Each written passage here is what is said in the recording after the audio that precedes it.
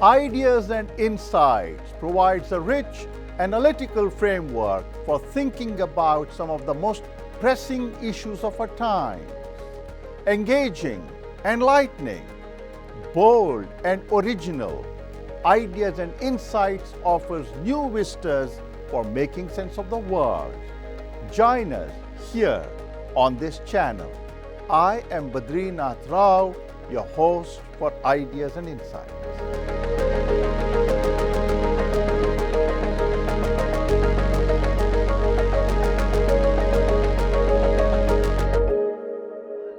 Hello and welcome to Ideas and Insights. I am Badrinath Rao, your host for this program. In this episode, we will discuss a topic that is a part of our national culture and something that most of us struggle with. I am talking about our obsession with self-improvement. We all believe that we can change for the better, that we must build a better version of ourselves by consciously pursuing self-help strategies. In 2020, the self-help industry was valued at roughly $40 billion worldwide. Business analysts forecast that it will grow rapidly over the next few decades. The main impetus for this industry comes from a relentless quest to embellish our brand equity. We try to improve ourselves to unleash our human potential and become more productive. Like machines, we want to constantly upgrade ourselves, hoping that we will reap rich dividends at work, boost our careers, and make ourselves attractive to others. Though laudable, self-improvement is fraught with challenges. Giving up our old habits can be a humbling experience. Yet, we persist, convinced that we are pursuing a noble end. Most people think that self-help is all about self-realization and self-optimization. There is more to self-help, though, than we imagine. Our views on self-improvement ultimately tell us not only who we are, but also how we think about others. They have far-reaching consequences not only for our personal lives, but also for how we relate to others and the collective choices we make as a society.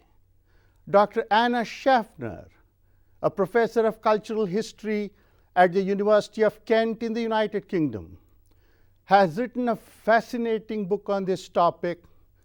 Her book, The Art of Self-Improvement, 10 Timeless Truths, was published by Yale University Press in September 2021.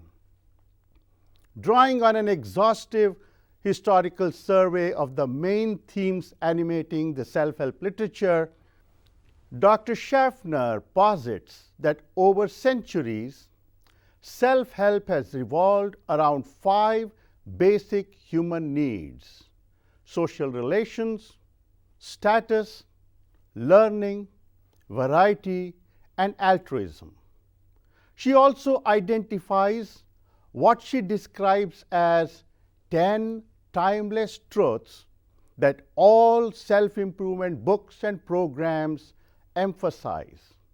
They include time-honored verities we were taught growing up. Know thyself. Control your mind. Let it go. Be good. Be humble. Simplify. Use your imagination. Persevere. Mentalize. And be present. Commonsensical though they might seem, these ideas have morphed over time and acquired new shades of meaning, not all of them salutary.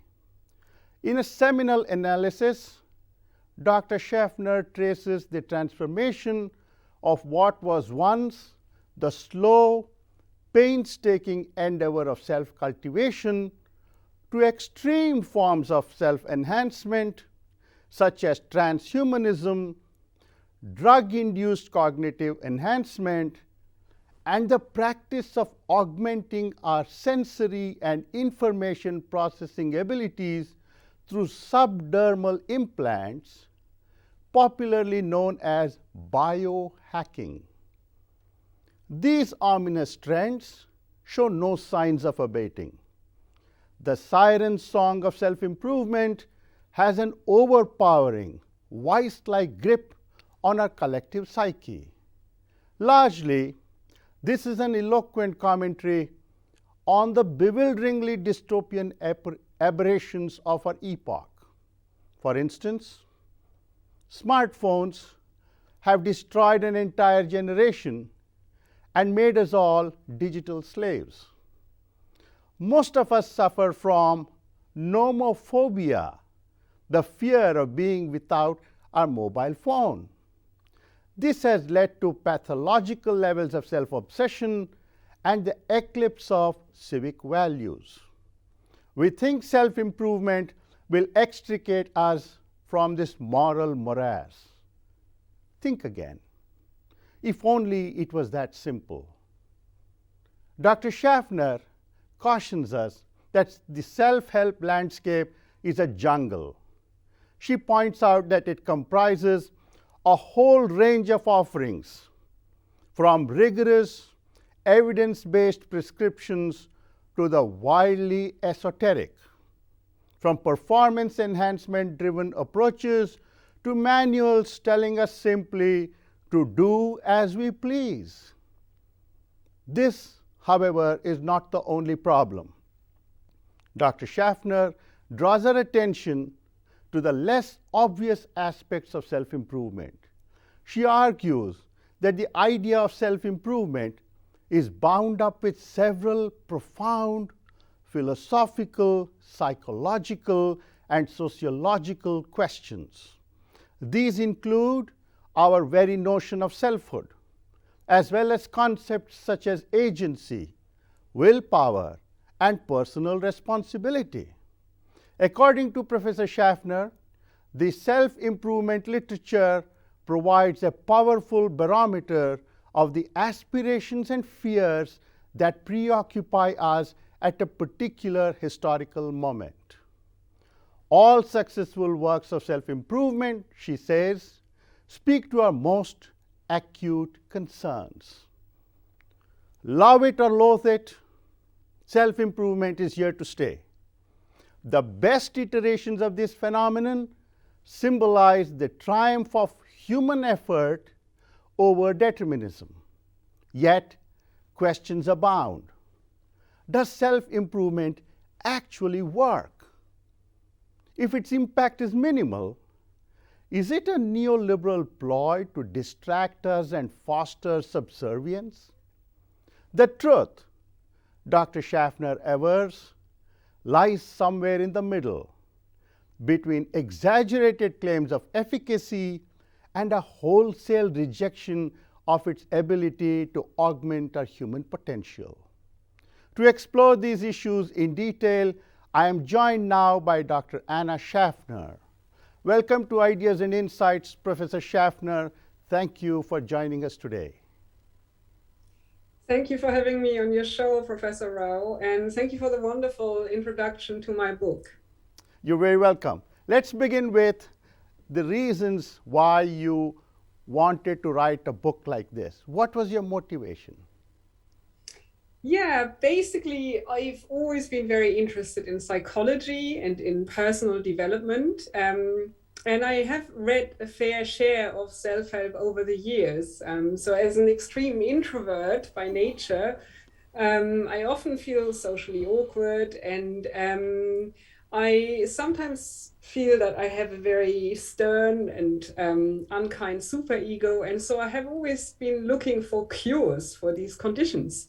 I would also say that I have grown up with a very strong internalized belief that we can and must improve ourselves, sort of a residue of a Protestant work ethic extended to the self.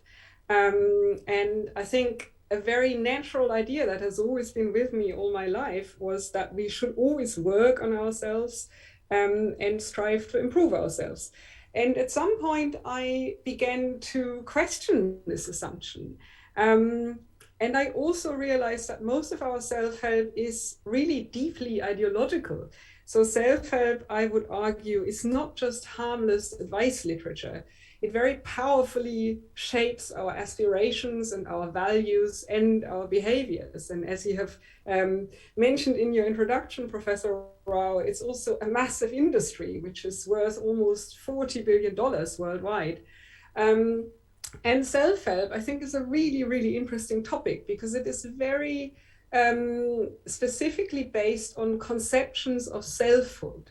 And it is also always tied up with notions of purpose, agency, responsibility, and how we see the relationship between the individual and society. And for that very reason, I think it's a deeply rewarding topic to explore. So if, for example, you were to look at Jordan Peterson's self-help bestseller, 12 Rules for Life, An Antidote to Chaos, that is, I would argue, essentially a culture war text. It's much more about philosophical and political assumptions about human nature and a corresponding social order than it is about imparting actual self-improvement advice. And this is true of many other self-help texts as well. Although generally speaking, those assumptions are not so explicitly stated. And I do think that overall, the assumption that we should be working on ourselves, this kind of broad, strong cultural imperative, is a really, really strong expectation in our times. And many of us, including myself, have internalized it quite unquestioningly. And I did wonder, where does this come from? You know, was it always like this? And also, if we are to drill deeper, what does self-improvement actually mean? What is our current understanding of the self? What counts as improvement and why? So for example, why should it be considered an improvement to become more extroverted when we might naturally be quite introverted? And these are, in a nutshell, the kind of questions that motivated me to write the book. And as a cultural historian, I was, of course, also very interested in what changes and what remains the same when it comes to self-improvement advice. And a core question that drove me to write this book is what we can learn from our ancestors and from other cultures. And I believe that the best advice really is to be found in the past. Thank you for that, Professor Schaffner. You have identified 5 basic human needs and 10 timeless truths, as you call them, based on your survey of self-help literature. Is it fair to assume, therefore, that these 5 needs and 10 truths that you discuss in your book constitute the quintessence of self-help? I would say that the 10 timeless truths that they suggested themselves to me. So I've read a huge amount of wisdom literature, philosophical texts, religious texts, and modern self-help. And they were the themes that came up again and again and again, quite naturally. I would argue they run through the self-improvement literature of the ages. And they are, as you mentioned at the beginning, know yourself, control your mind, let it go, be good, be humble, simplify, use your imagination, persevere, mentalize, and be present. And I would say that most advice literature touches on at least one or more of these 10 themes. And I haven't really come across texts or practices that would not fit into one of these 10 categories. So I would say that most self-help psychotechnologies, old and new, would fall into one of these categories. And there are nuances, of course, there are subcategories, but in my view, these are the 10 most important ones. The quest for self-improvement is as old as humankind. As a genre, self-improvement or self-help literature came into existence when Samuel Smiles published his book Self-Help in 1859, 162 years ago. Since then, we've had a plethora of books, programs, training sessions, and so on. Yet, we see people continue to be selfish, callous, duplicitous, and so on. The question then, Professor Schaffner, is, do you think self-help makes a difference? Is it effective? Okay, I think, Professor R, you asked two questions here. So one is, can self-help has self-help improved humankind? Have we made progress as a species? And that is a really tricky question to answer. I would say in some ways, yes, in other ways, clearly, very obviously, no. I do believe that we are much more attuned to psychological nuances, questions. We're more attuned to trauma, to shadows. We're more attuned to how our pasts shape us and how these patterns may continue to influence us in the present. And I would consider this enhanced understanding of of the patterns that shape us as progress, because that also means we can manage these patterns better, and we can find ways of coping with them and to enhance them. In the sense of personal development, I think we have now a vast plethora of different technologies out there from which we can choose. And that choice is on the one hand very confusing, and on the other hand, it's enriching. It means that we can choose the technologies, the methods, the theories that appeal to us, that are relevant for our very unique personal challenges, and that we can actually create our own self-help menu that is tailored to our very, very unique and specific needs. In that sense, I would say self-improvement and self-help has and continues to work. It continues to give us frameworks for this timeless human desire to improve. And I do think the desire to improve ourselves has always been with us. I would say that's an anthropological constant that we can trace through the centuries, through the millennia even. It's a basic human need and a basic human desire. And I would say, given that it's such an old desire, we have seen techniques and technologies for addressing this desire evolve. And the richness of the menu from which we can choose, I would say, is a sign of progress. You make an interesting point early on in your book, Professor Schaffner.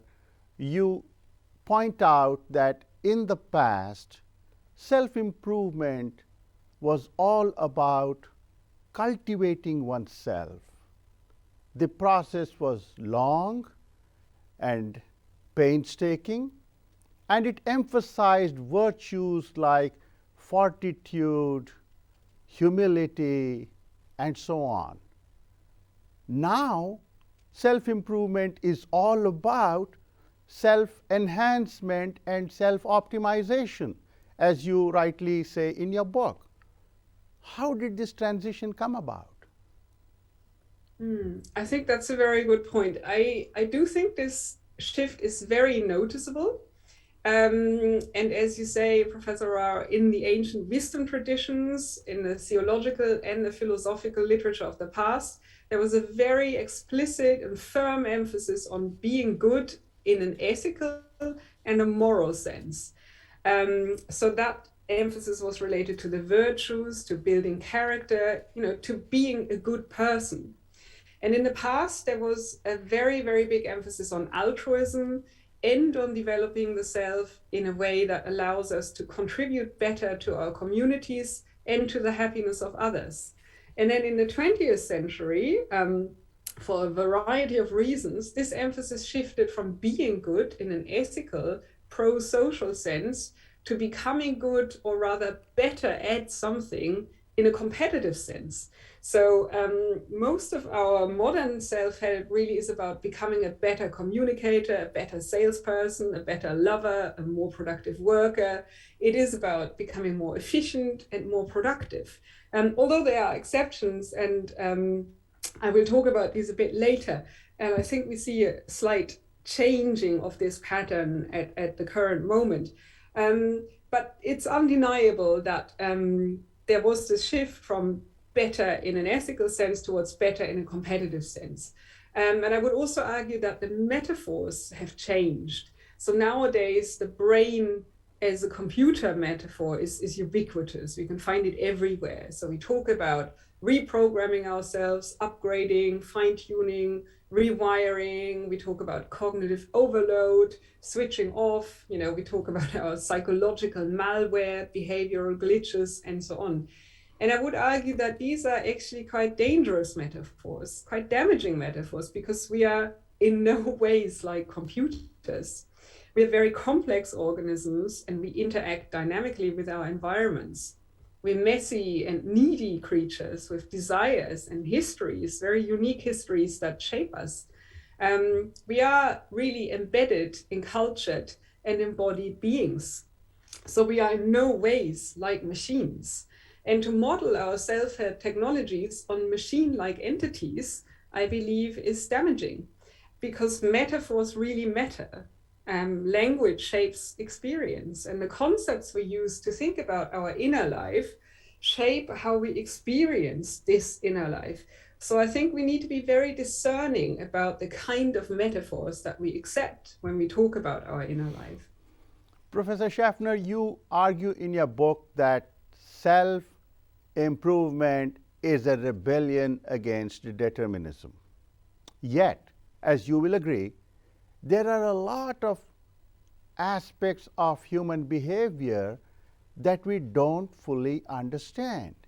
Thus, for example, we don't know what aspects of our behavior are amenable to change and what aspects are just our constitutional proclivities, how we are made.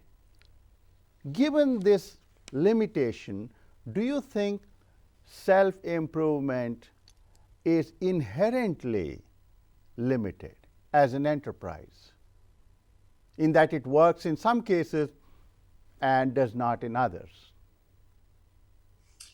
That's a very, very good question. And I think it brings us to the heart of the matter, really, because I think with self-improvement, we have to be realistic and modest, and we have to find the middle ground between two extremes. One is the deterministic view that you described, the idea that, we're basically predetermined by our genes, by our upbringing, by our socioeconomic circumstances, and there's nothing we can do at all to change ourselves. And some philosophers talk about, they question the concept of willpower and argue that we are predetermined by various biological processes that are highly complex, and that free will is an illusion.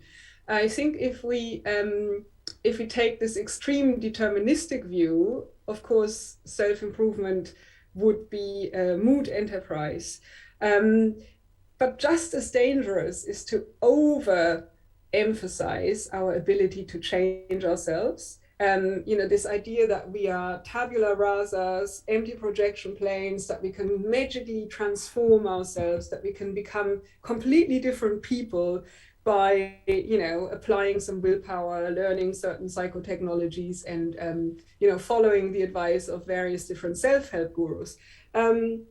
I think both of these extreme positions are highly dangerous, because one results in helplessness, nihilism, and dejection.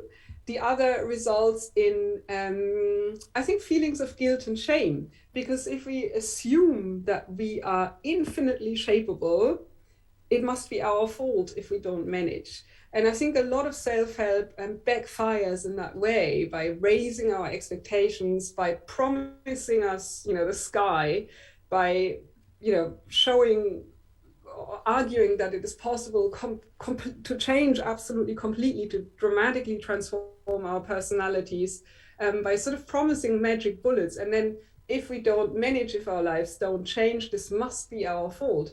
So I'm a big fan of the middle ground narratives, the kind of self-help theories and models that assume that, yes, we have personalities, we have preferences, yes, we are shaped by our upbringing, we're shaped by our socioeconomic circumstances, but there's also a window of opportunity in which we can meaningfully take action to work on our very unique personal challenges. And I do believe that is possible. And I do believe there are some great strategies out there that will make us, will make it possible for us to make small incremental progress. And that might sound a bit, disappointing as a finding, but I do believe small incremental progress is not to be underestimated, and is in fact what we should be aspiring to. That neither over promises nor under promises what our potential is. I quite like the balanced perspective you have on the possibilities and limitations of self-help, but I'm sure you will agree that not all proponents and practitioners of self-help share your balanced views. In fact, if you look at a number of works in the self-help genre, ones that you have discussed so incisively in your work, the entire genre appears to be predicated on this premise that we can pull ourselves up by our bootstraps. So self-help tends to privilege human effort, which is desirable in some sense, as we all know, yet it ignores the fact that we are shaped a great deal by our unelected circumstances. The self-help literature does not seem to pay much attention to it, and the upshot, some might argue, would be that those that believe in and practice self-help would look down upon those that cannot partake of it and those that cannot change their lives around. Is that a fair statement?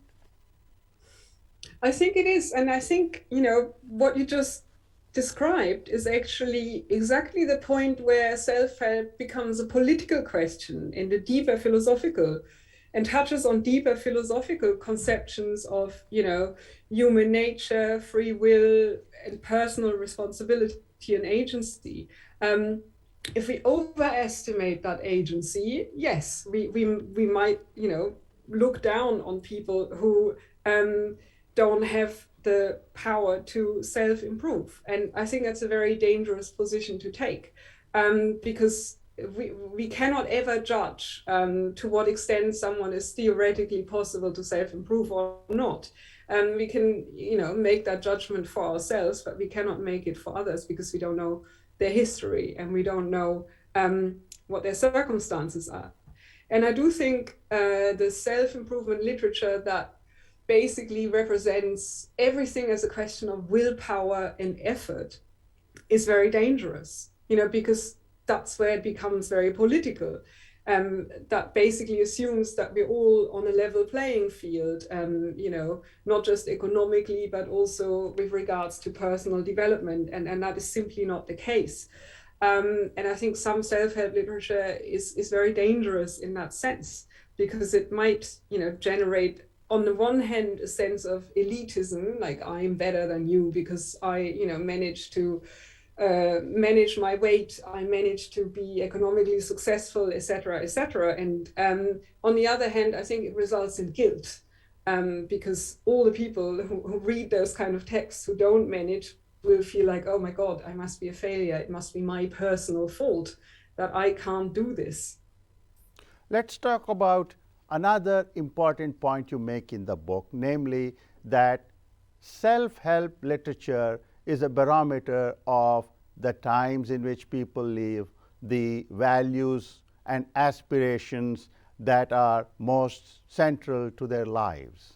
You also say that in keeping with these aspirations, our understanding of selfhood itself changes. Now, if you look at the entire corpus of writings on self-help, how would you characterize our changing understanding of selfhood? Yeah, I think that's another really, really important point, because all self-improvement theories are based on very specific conceptions of the self.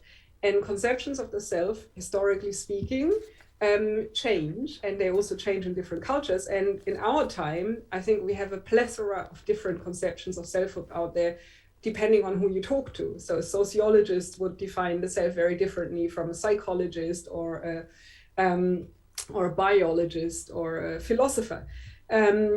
And I would say when we look at history, the main change in self-narratives and self-conceptions across the centuries is that in Western societies, we now see the self as autonomous and isolated, whereas in the past and in many Asian societies, the self is understood as essentially relational.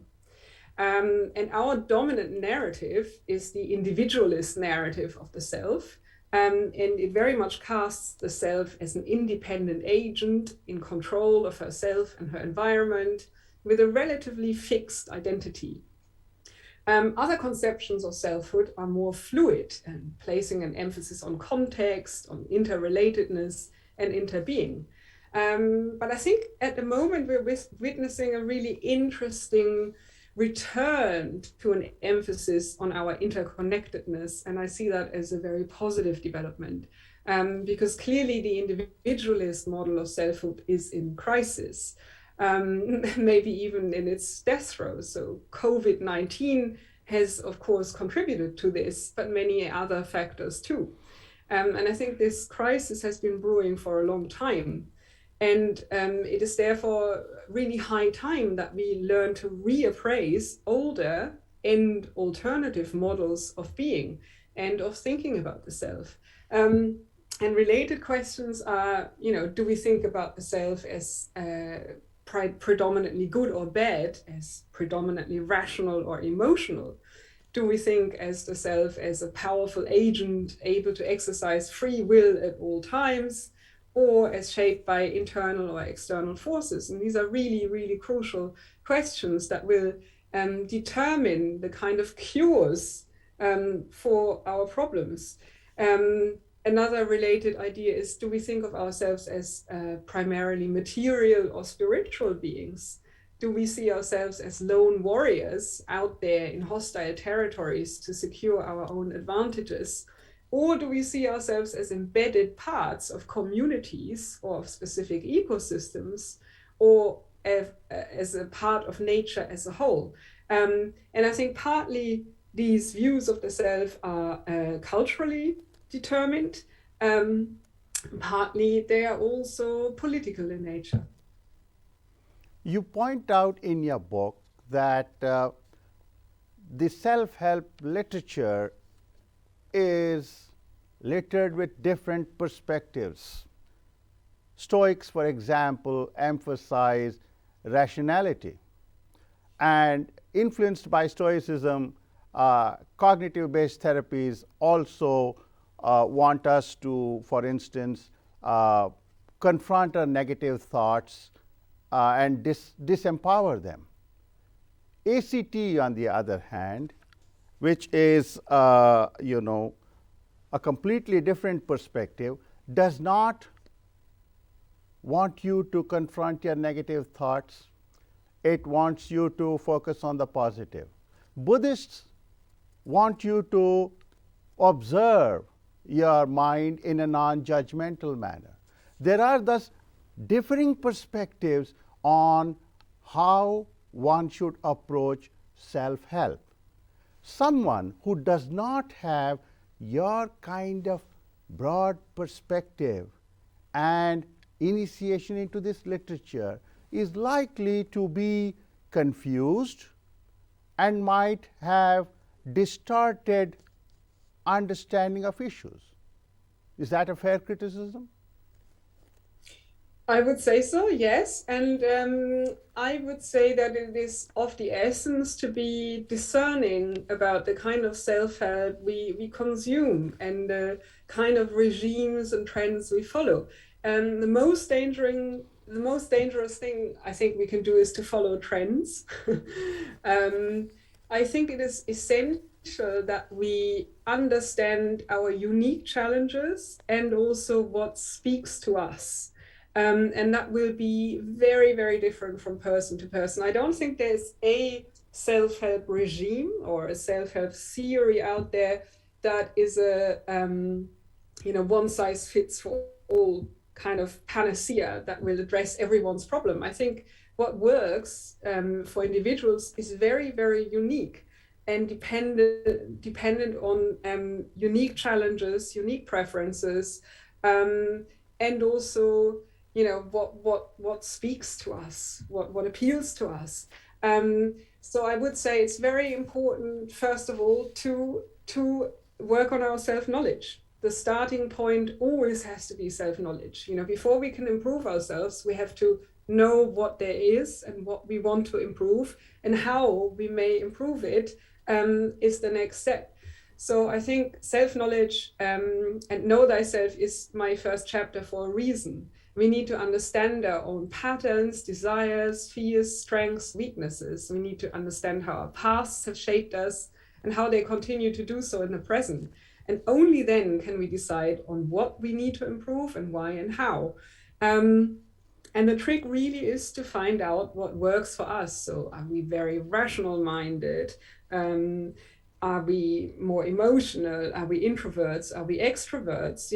Do we have a romantic nature, or are we, hyper factual in our approaches? So that will already tell us what kind of self-help regimes we might be able to to sympathize with, which regimes may chime with us.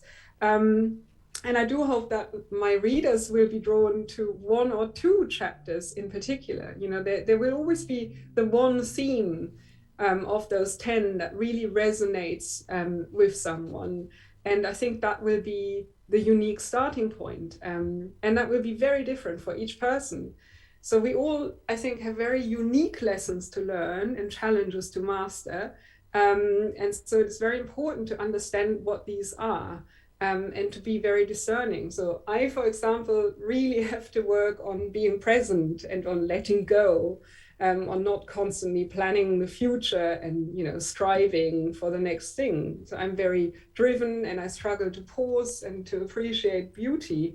And for me, that is my great challenge, to spend more time on connection, to feel grateful for what I have, and to be more present in the here and now. The points you make, Professor Schaffner, are going to work if someone has the kind of self-awareness that you are talking about. We know that in most instances that is not the case.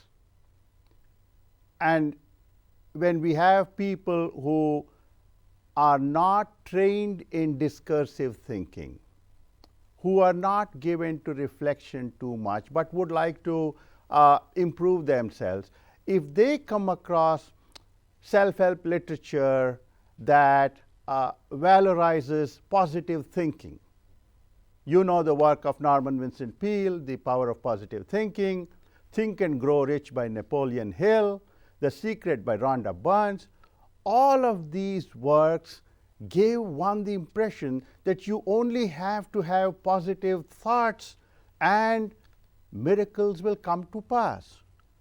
We know better than that. Is it not, therefore, fair to say that self-help could induce in people magical thinking and might mislead them? Okay, first of all, I would say that what appeals to people and what speaks to people is very, very unique. And at the same time, I think there are some self-help subgenres out there that I personally find very problematic. And you've just named some of the texts that would fall into that category. And I would like to explain why I do find them problematic, because basically these texts are all victim blaming. They say everything bad, especially Rhonda Byrne's The Secret. The basic idea is one of cosmic magnetism, i.e. the idea that our thoughts attract what happens to us. And if we think positive thoughts, only good things will happen to us. And if we think negative thoughts, we will attract calamity and catastrophe into our lives.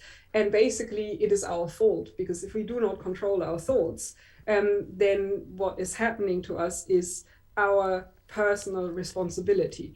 And that's obviously, for obvious reasons, a really, really problematic theory, because it is victim blaming. It is even extended to, accidents, to historical calamities such as genocides, even the Holocaust. There is in The Secret, there's a suggestion, for example, that the Jews just happened to be in the wrong place at the wrong time, thinking negative thoughts, and that's why the Holocaust happened. And that is obviously deeply troubling and deeply dangerous territory. And I think quite a lot of esoteric texts verge into that direction, overestimating our power to shape our own fate, and as a consequence, holding us responsible for anything that may happen to us. And of course, that's a crass and dangerous overvalorization of agency. So you agree, Professor Schaffner, that if someone is gullible, they are likely to be misled. And that is something that should give us some cause for concern. Would you agree? I would say that there are, bad apples in the self-help industry, absolutely. And I would say there are books out there that are likely to make us feel worse rather than better. Especially the kind of magical thinking literature also, doesn't encourage us in any way to take wholesome and productive steps towards changing our lives. And it's just a kind of way of dreaming, and imagining, that, I don't know, checks for $20,000 will magically, flutter through our letterbox. And that kind of thinking may be soothing, and I think it will temporarily give us some respite. And while we're reading books of that kind, we may feel temporarily better and more hopeful. But I think in the long run, those kind of texts are bound to be quite damaging. Let me move now, Professor Schaffner, to two major criticisms that are often made against this self-help enterprise. I've spoken a little bit about the first one, and that is this turn toward extreme forms of self-improvement, such as transhumanism and biohacking.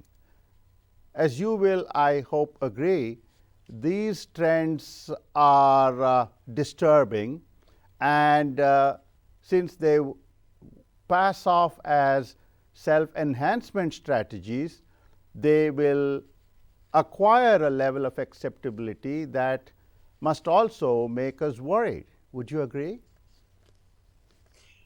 Yeah, I think I would say the whole kind of transhumanist biohacking, technological self-enhancement domain is for me, ultimately not true self-enhancement, because you require external aids, right? You need technology, you need people who implant that technology, and it is also not something which you have worked for yourself. It's not something earned. And for me, I think I have this sort of old-fashioned Protestant notion that you have to earn these kind of things. You know, you have to have worked for them. And I think just kind of, you know, inserting implants or swallowing drugs or getting other kinds of enhancers is something that it feels to me like cheating. So I don't consider that real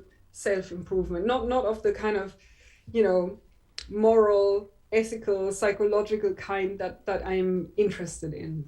Let's now move on to the next criticism, and this is often made by people on the left. They say that the self-help enterprise emphasizes things like competition, efficiency, optimization, and so on, all of which are neoliberal values. And they therefore say that this whole business of improving oneself is driven by the logic of neoliberal development and not much else. What do you think? Yeah, I'm familiar with the academic critique of self-help, and I would say that in parts it is justified, and in others it is really not. So a key problem that I see is that we, first of all, cannot just condemn and dismiss an entire genre as though it were a monolithic corpus of self-help. You know, it's like saying the novel is bad, or, you know, cinema is bad. You know, just as there are very good novels and good films out there and bad films, there are insightful and problematic works of self-help out there. It's a very, very diverse literature, and I would say there are helpful texts out there and less helpful texts. Also, the values that are propagated by self-help are always a reflection of the values of our time.